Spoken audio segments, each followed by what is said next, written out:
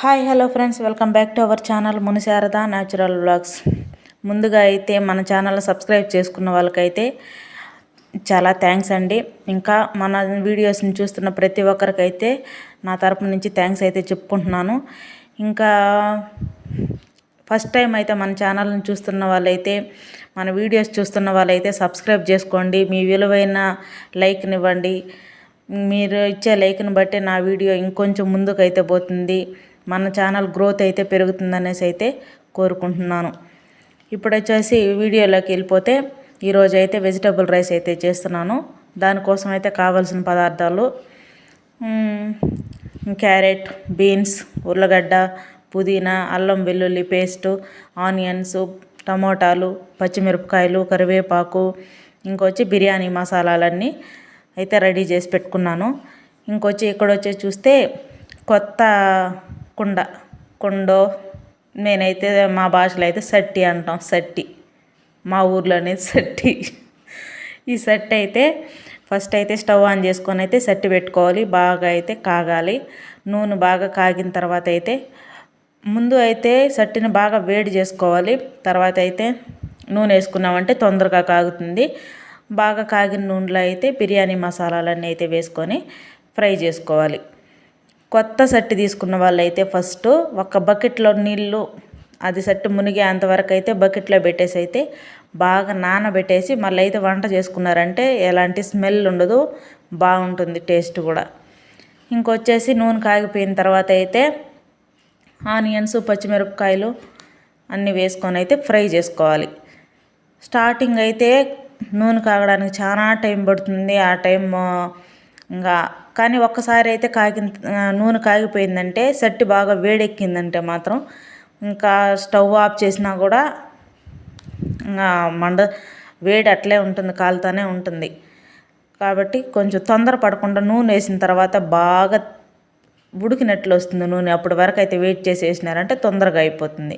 ఇంకొచ్చేసి onions అయితే fry అయిపోయినాయి. Fry అయిన తర్వాత వచ్చి అల్లం వెల్లుల్లి పేస్ట్ అయితే వేసుకున్నాం.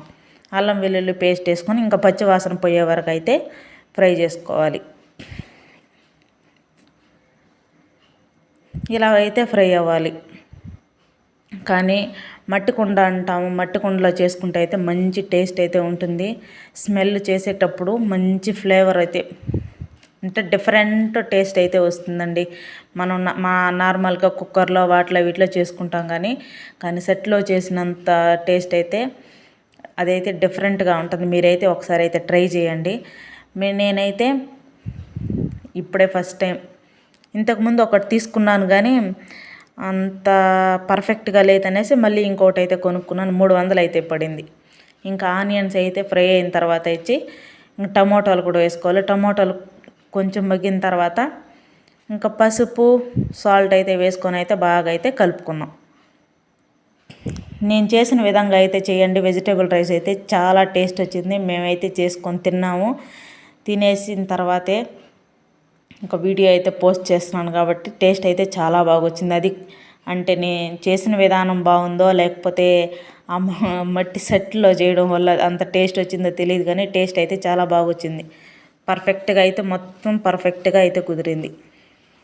ఇంకొచ్చేసి టమోటాలు వేగిన తర్వాత వచ్చేసి అందులోనే పుదీనా, బీన్స్, క్యారెట్, ఇంకా ఉల్లగడ్డలు సన్నగా కట్ చేసి పెట్టుకున్నాం కదా, అన్నీ అయితే వేసేసి అయితే కొంచెంసేపు కలుపుకోవాలి. కలుపుకొని అయితే మూత పెట్టుకున్నామంటే ఇంకా కొంచెం బాగా ఉడికిపోతుంది. ఫస్ట్ అయితే అన్నీ ఉడికిపోతాయి ఆవిరికే కూడా. మీరైతే ఎవరైనా మీ దగ్గర ఇదిలాగా సెట్ ఉండే వాళ్ళైతే ఒకసారి అయితే చేసుకోండి. ఈ సెట్ అనడం కూడా ఏమైనా అంటారో ఏమో తెలియదు, కానీ మేము సెట్ అనే అంటాము. కొంతమంది వచ్చి మట్టి పాత్ర, మట్టి గిన్నె ఏమంటారు.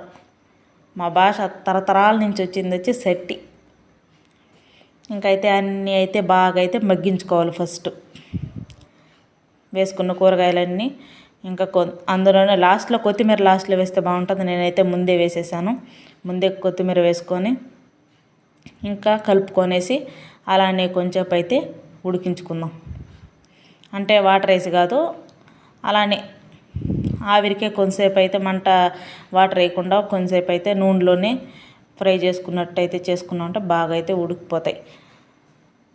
తర్వాత అయితే మూత పెట్టుకొనేసి అయితే కొంతసేపు అయితే పెట్టుకున్నామంటే అందులో నుంచి కొంచెం వాటర్ వచ్చేసి చూడండి ఎంత బాగా అయితే ఉడుకుతుందో. వీడియోలో ఎట్లుందో, వీడియోలో కొంచెం డల్గా ఉంది, అందులో సాయంత్రం టైంలో చేసినాను కాబట్టి కొంచెం కలర్ అయితే తక్కువ అనిపిస్తూ ఉంది. కానీ బయట చూసినప్పుడు అయితే కలర్ఫుల్గా, చాలా కలర్ఫుల్గా ఉండింది. ఇందులో వచ్చి రెడీమేడ్, ఇంకా రెడీమేడ్ ఉంటుంది కదా వెజిటేబుల్ మసాలా పౌడర్, అదైతే వేసుకున్నాను. వెజిటేబుల్ బిర్యానీ మసాలా ఉంటుంది, దాన్ని అయితే వేసుకున్నాను కొద్దిగా అయితే. ఇంక దాంట్లోనే కొంచెం కారం ఒక 2 స్పూన్లు అయితే వేసుకున్నాను. పచ్చిమిరపకాయలు వేసుకున్నాం కాబట్టి కారం అయితే కొంచెం చూసి అయితే వేసుకుందాం. వేసుకొని కలుపుకున్న తర్వాత అయితే ఇంకా మనం ముందుగా కడిగి పెట్టుకున్న బియ్యము అయితే వేసుకునేసాను. నేనైతే ఒకేసారిగా బియ్యం, రైస్ అన్నీ కలిపి ఒకసారిగా అయితే వేసేసాను. మీరు కావాల్సి ఉంటే ఎసురు కొంచెం ఉడికిన తర్వాత అయినా కూడా బియ్యం యాడ్ చేసుకోవచ్చు. నేనైతే 1 గ్లాసు బియ్యంకి వచ్చి 1.5 గ్లాసు వాటర్ అయితే యాడ్ చేసుకున్నాను. ఇంకా యాడ్ చేసుకొని కలుపుకొని మూత పెట్టేసుకున్న తర్వాత అయితే ఇంకా మధ్య మధ్యలో కొద్దిగా అయితే చూడాలి, కింద అడుగంటుకోకుండా చూసుకోవాలి. ఇంకొకసారి అయితే తీసుకొని కలిపి అయితే పక్కన పెట్టుకున్నా. కుక్కర్లో అయితే 1 గ్లాస్ రైస్కి వచ్చి 1.5 గ్లాస్ వాటర్ వేసినామంటే కరెక్ట్గా సరిపోతుంది.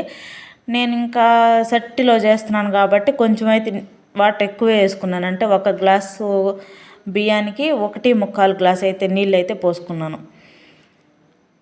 ఇంకైతే అయిపోయింది. కొంచెం వాటర్ తడిగా ఉండంగానే స్టవ్ అయితే ఆఫ్ చేసుకునేసాను. ఆఫ్ చేసుకొని ఇంకా అలానే మూత పెట్టేసి అయితే ఒక 10 మినిట్స్ అయితే అట్లా వదిలేసిన తర్వాత అయితే రైస్ అయితే ఇంకా బాగా ఉడికిపోయింది, బాగా పర్ఫెక్ట్గా అయితే వచ్చింది.